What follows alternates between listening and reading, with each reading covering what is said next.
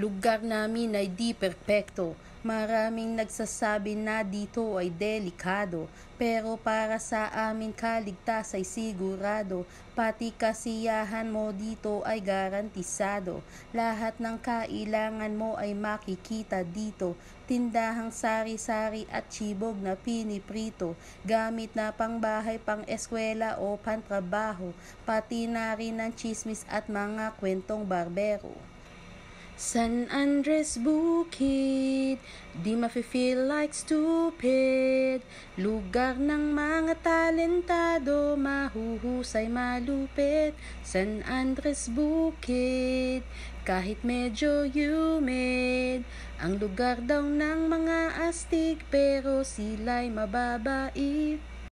Iba't ibang klase ng tao dito nakatira. Merong mayaman, katamtaman at merong purita.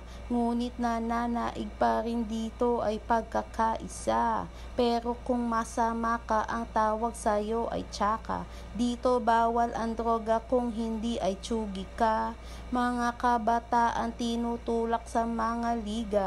May basketball, volleyball o kaya ay sipa. Mabuting mag-sports na lang kesa magsindi-sindi ka. San Andres Bukid, di mafe-feel like stupid. Lugar ng mga talentado, mahuhusay, malupit. San Andres Bukid, kahit medyo humid. Ang lugar daw ng mga astig, pero sila'y mababait.